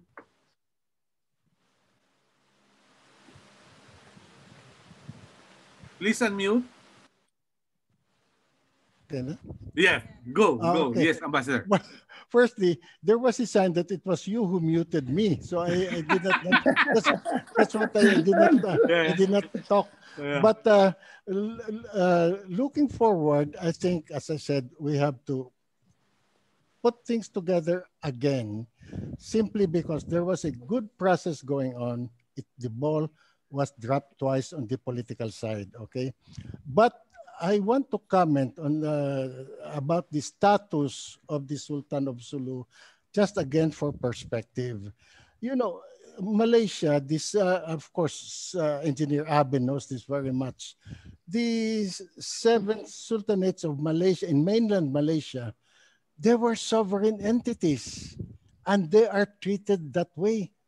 But and Sulu, and as with the Sultan of Brunei, they had interaction in the olden times with those sultanates in the mainland. And but I don't know, I'm not assigning any blame. I just want to mention the fact that the sovereignty of the Sultanate of Sulu has been cheapened in the process. I think I would like to, if I may say something to Engineer Abe, they must build up on that point about the sovereignty of the Sultanate of Sulu. And there was one move that I understand. At that time, I got it from the newspapers, where you canceled the deed of cession to the government of the Philippines. You have to look into that again to assert yourself. You are not you are not any significant presence here. Now, one last thing about this is my final thing, Melo, if we're running out of time, about the movement again in Sabah. Again, I mentioned about some intertemporal elements coming into the picture. That might be stronger now. All I said was that matter of an independence for Sabah was discussed also even between Malaysia and the Philippines from the beginning. Now, the intertemporal part of it, I want to point out is that what was mentioned by Engineer Abe and Engineer Banlawi as promises of Malaysia that were not fulfilled, number one, those were not promises. Those were in the form of treaties. This, Engineer Abe, you know this, there were 13 conditions that Malaysia signed with the Malaysian government at the time before they would enter the federation.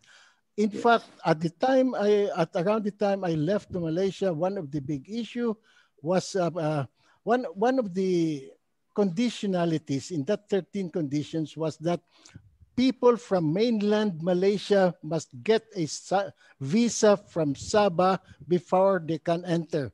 Of course, that was taken out and no longer observed. That's why that was one of the agitations by the Sabahans that that condition has been violated and is no longer there. Again, the second big violation was the matter of the resources. Okay. Thank you very much. Thank you. Salamat po. Abe? Dito papasok ang sinabi ni Ambassador, red herring. Sapagkat totoo yung sinabi ni Ambassador na one of the provisions included in the page 5 of the 1962 document na kung sakasakalis, more or less, sa Tagalog, kung sakasakali ang Pilipinas ay hindi niya already exhausted all peaceful means within the Pacific settlement of disputes, hindi nila makuha ang Sabah, ang binigay dokumento ay dapat ibalik sa Sultanate of Sulu.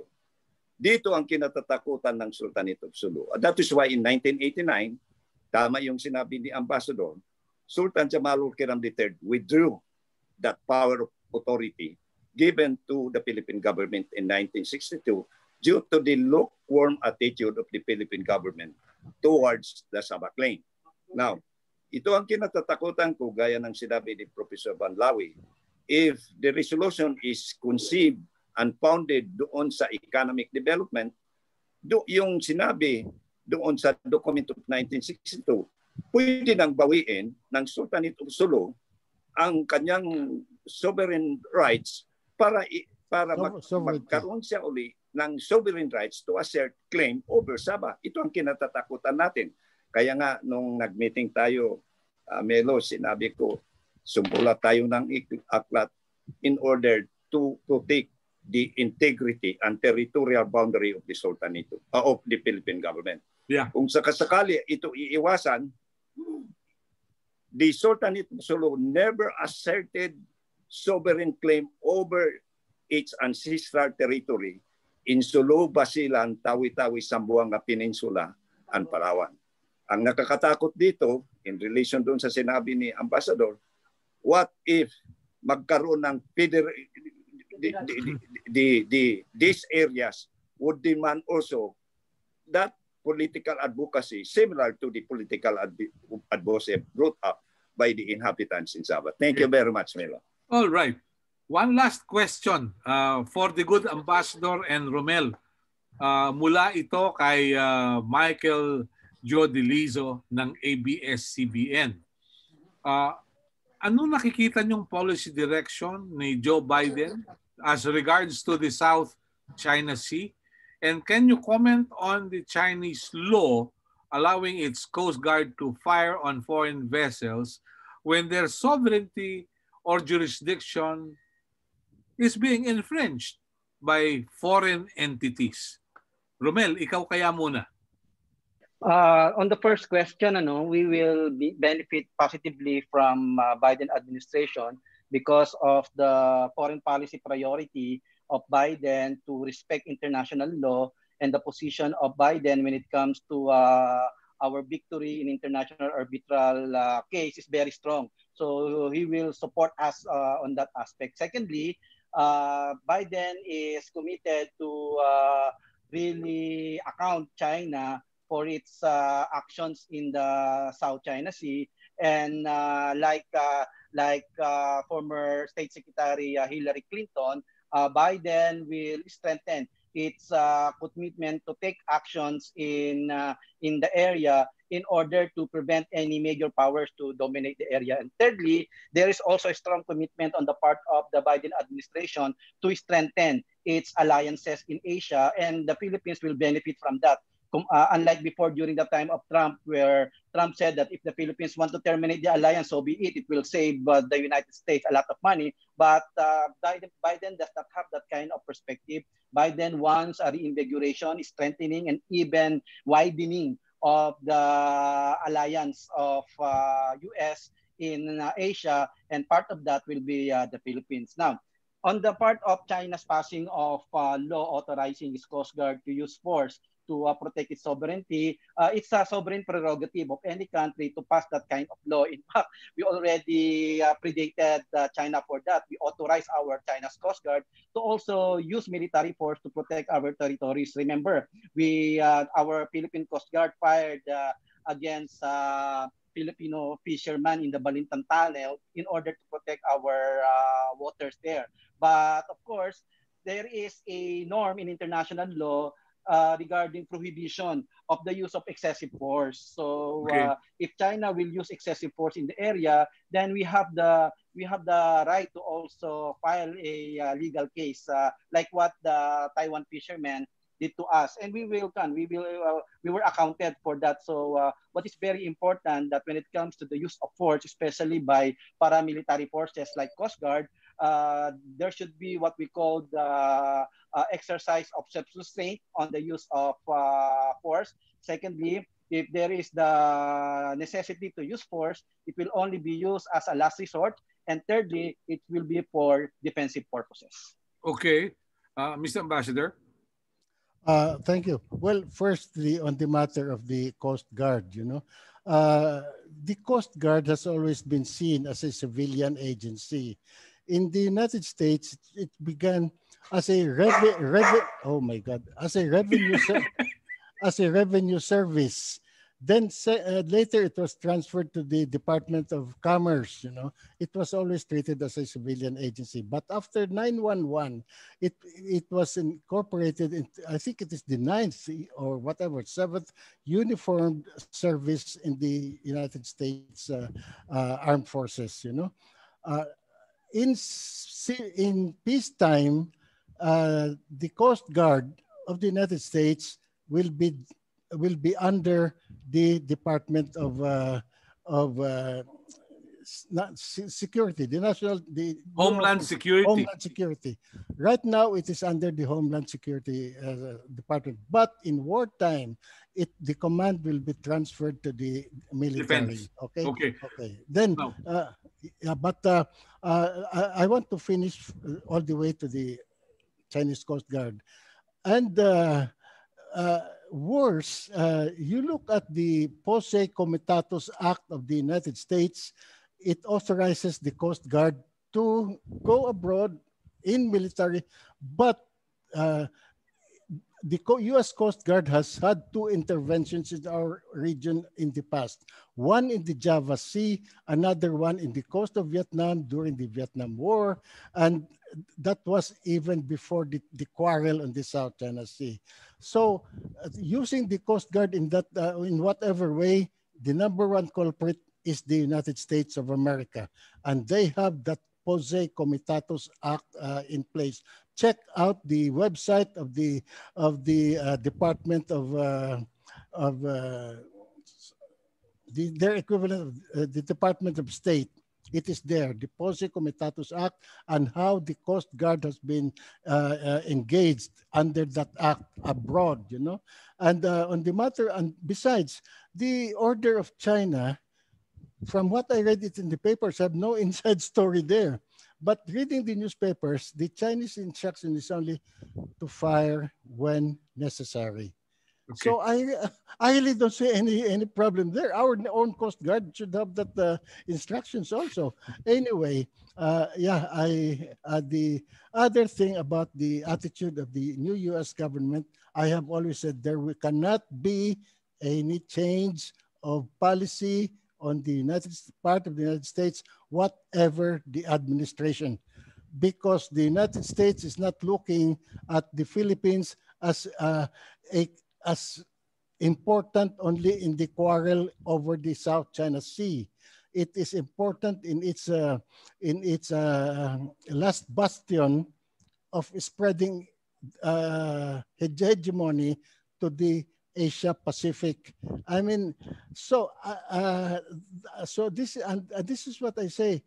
Whether Trump or Biden, it is the strategic value of the Philippines that will dictate U.S. policy, and that cannot change. It's not about the South China Sea, the rule of law, or in fact, the Mutual Defense Treaty of the Philippines. We have already learned our lesson on that aspect of the steadfastness of the United States under the Mutual Defense Treaty.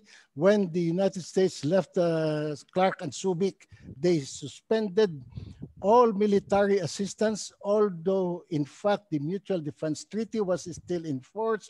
They suspended all military assistance just like that for 10 years, resumed only after the terrorist attack in New York. And then all of a sudden, the defense treaty became suddenly mutual again in favor of the U.S. Thank you, Melo. Thank you. Okay. All right. Thank you very much. Maganda itong discussion. Romel, yung perception na yung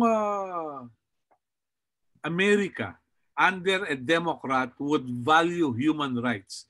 How will that position Mr. Biden with President Rodrigo Duterte, who is perceived to be violating human rights? For me, Melo, when it comes to that issue, Biden will be cautious in dealing with the Philippines, especially under the leadership of President Duterte, because of the experiences that Duterte also knows how to retaliate. You know, like for example, until now, the Visiting Forces Agreement is still terminated, but the it just suspended the termination of the BFA. So Biden will still be strong on human rights issue, but when it comes to the Philippines, it will be very cautious. Okay. Maybe Biden will be strong in raising human rights issues in Hong Kong and in Uyghur and in Tibet.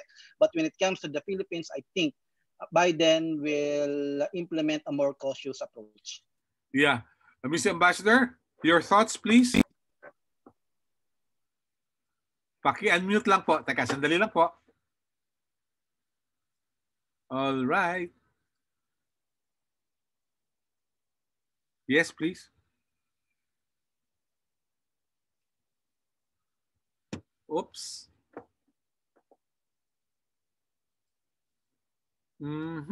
Yes. Uy.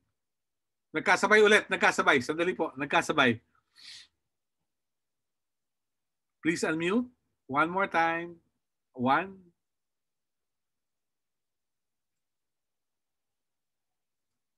All right.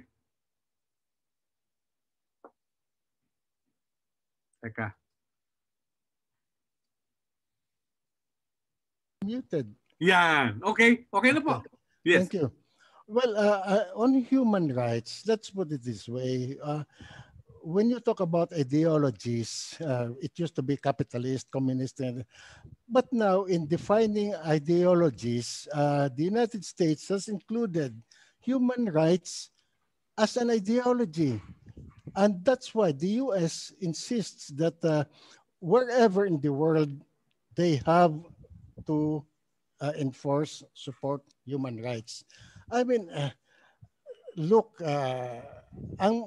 my difficulty there, it has become one way. They look at human rights violations all over the world, but they do not look inside at themselves. Why is it a big issue? Why is the United States in such a very big trouble now? It's because of racial issues, and isn't racial issue human rights? And then they hit at the Uyghur issue in Xinjiang in China and Nepal and wherever. But what about, can we look into the and research on the Navajo Nation in the United States? What happened to the ethnic Indians? Yes. They have, so this is my point. I mean, human rights, yes, they will still, whatever is the administration in the United States, they will have to espouse human rights because that is by law. That is part of their ideology. My problem in the Philippines is it will be as America's, they say that Trump is always transactional. No, for heaven's sake, America has always been. Let's look at our independence agreement with the United States. Isn't that transactional? So yeah. I stop there. Okay, thank you. All right. Mga kaibigan, this is a problem I have to face. Coming up with a forum as serious as this with Dr. Romel Banlawi, a political scientist and security analyst and director of the Center for Intelligence and National Security Studies, the Honorable Alberto Encomienda, a retired career foreign service officer, expert on the law of the sea, and former ambassador to Malaysia, Singapore, and Greece, and engineer Abet Ijirani of the Sultanate of Sulu. My problem is, anong topic na naman ang pag-uusapan sa susunod na Miyerkules, sa Wednesday Roundtable at Lido? I'd like to thank everyone who took time out to be with us today from all sides of the media at yung mga observers natin. Thank you very much. I hope we can also return on Facebook. There's nothing abusive in our discussions. Thank you. God bless us all. Till next time. Please stay safe. All the best. Thank you. Thank you, Melo. Thank you, Ambassador. Thank you, kasamang Abe. Thank